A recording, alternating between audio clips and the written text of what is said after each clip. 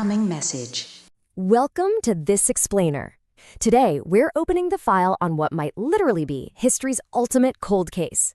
We're talking about a detective story filled with hidden history, suppressed evidence, and unimaginable power. So let's just dive right in, because this investigation kicks off with a truly bizarre discovery back in 1952. Archaeologists were excavating Cave 3 at Qumran, out near the Dead Sea, and they stumbled onto something that broke absolutely all the rules of biblical archaeology. They found a 2,000-year-old scroll. But right away, they knew this wasn't your standard ancient manuscript. This was something uniquely designed to survive for millennia, holding secrets that are still entirely unsolved today.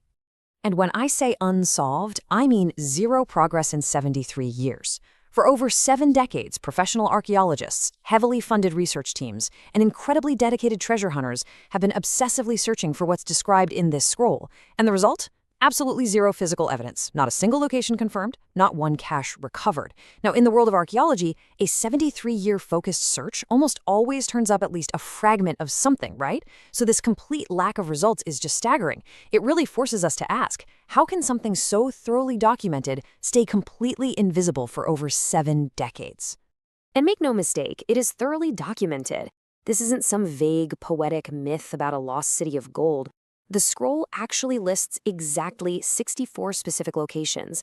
Honestly, reading it is less like looking at a swashbuckling treasure map and way more like reading a highly clinical 2,000-year-old Excel spreadsheet.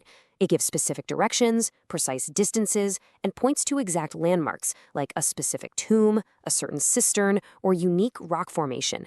Every single one of these 64 entries follows the exact same transactional structure to mark a hiding place. It's a literal inventory, meticulously plotted out by someone who knew exactly what they were hiding and exactly where they put it. Now, this brings us to the sheer anomaly of the scroll itself. Every other Dead Sea Scroll found in that region was made of organic material, parchment or papyrus. They contain religious scriptures, commentaries, community rules, and naturally, they decay over time. But cataloged as 3Q15, the copper scroll is the only one made of metal. It's a highly specific alloy of copper and tin hammered into sheets and literally engraved by hand. And there's absolutely no religious text on it. So why copper? Well, papyrus rots, but copper lasts. The author deliberately engineered a map designed to survive for centuries, ensuring this clinical inventory would make it intact to the future. And when you actually look at that inventory, wow, the physical scale of what was hidden is almost hard to comprehend. Across those 64 specific locations, the scroll details quantities of gold and silver that are just staggering. I mean, individual entries list tens of tons of precious metals. If you add up the total across all 64 caches, you're looking at approximately 120 tons of gold and silver. We aren't talking about a personal fortune here. This was institutional wealth on a scale rarely seen in the ancient world, meticulously divided up and buried across the Judean wilderness. To really grasp the modern stakes of this cold case, we have to do a little math. If we translate those 120 tons of ancient gold and silver into today's market prices, we're looking at a valuation somewhere between $6 and $10 billion. That's billion with a B. We are literally talking about a multi-billion-dollar treasure map that has been studied, translated, and relentlessly pursued by professionals for 73 years without a single solitary coin being found. The stakes absolutely could not be higher. Which brings us right back to our central mystery. Why hasn't it been found? Well, this utter lack of success basically leaves us with 3 competing theories. The first is that the ancient landmarks are just lost. The excavation challenges at Qumran and the Judean wilderness are massive. Over 2,000 years, you've got earthquakes, severe erosion, modern construction, and wars that have dramatically altered the landscape. If the scroll says 40 cubits north of the Great Rock, and that rock eroded away 1,000 years ago, well, the direction's totally useless. Theory number 2 is the missing cipher. A lot of scholars think the map is deliberately obscured, using a coded system that needs a missing key document to fully decode. The directions might be accurate, but intentionally incomplete. And then there's the third, and definitely the most controversial theory, suppressed discovery. The idea that someone, somewhere, has already found it and the whole thing was deliberately covered up. Now, you might be thinking, why on earth would anyone cover up a $10 billion discovery? It all comes down to geopolitical threat. As researchers point out, a finding of temple treasure would be a direct challenge to the political status of Jerusalem. The objects described in this scroll are directly connected to the Temple of Jerusalem, which is hands down one of the most politically, historically, and religiously sensitive sites on the entire planet. A discovery of this magnitude would instantly trigger overlapping claims from multiple governments and religious authorities, all fiercely protective of who controls what comes out of that ground. Finding this treasure could literally destabilize the entire region.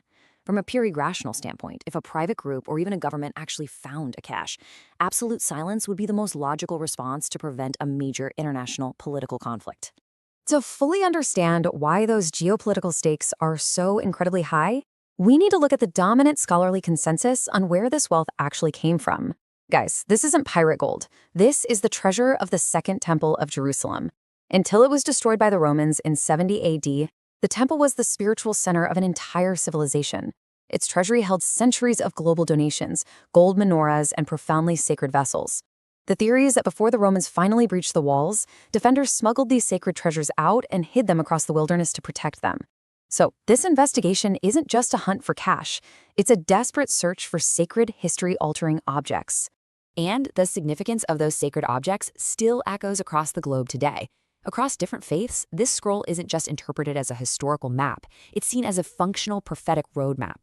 In Judaism, tradition holds that restoring these specific sacred objects is required to trigger the rebuilding of the temple.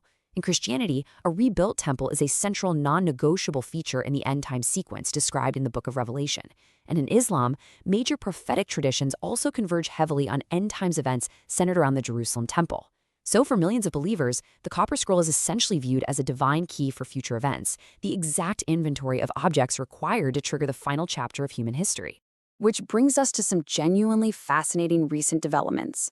New research published in 2026 takes this prophetic roadmap even further, explicitly linking the Copper Scroll's inventory to the biblical end-time sequence across multiple ancient texts.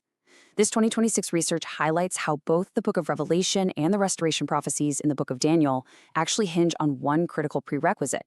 The temple treasures must be restored before the final events can unfold. When you look at it through this lens, the Copper Scroll elevates from a weird historical curiosity to an active prophetic document. It was deliberately preserved in copper so that it could survive to fulfill a very specific role at a specific time in the future. Let's zoom out for a second and just look at the timeline of this cold case, because the dates themselves are pretty wild. In 70 AD, the Romans destroy the temple and this massive treasure is hidden. Then fast forward through nearly 2 millennia of complete silence. And suddenly, in 1952, the Copper Scroll is discovered. But what else was happening in that exact same era? Well, the 1950s saw the founding of the modern state of Israel, the return of Jewish sovereignty to that land for the first time in nearly 2,000 years. And now in 2026, research explicitly ties this discovered scroll to ancient prophecies regarding that very land. It really asks us to consider a profound question. Is the fact that this scroll was found exactly when it was, right as the modern geopolitical landscape of the Middle East was being reformed, just one of the most extraordinary coincidences in human history? Or is it the mechanism of a grand design set in motion 2 millennia ago? So, we are left staring at the raw facts of history's ultimate cold case.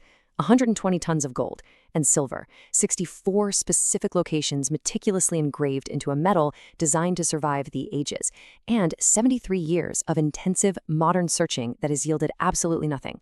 Is the Copper Scroll simply the greatest unsolved treasure mystery in human history, totally obscured by lost ancient landmarks and missing ciphers? Or, given its deep connections to the sacred objects of the Second Temple and the end-time prophecies of 3 major world religions, is it actually a prophetic countdown that's still running, just waiting for the precise moment to be revealed? Which leaves us with one final, deeply provocative thought to ponder.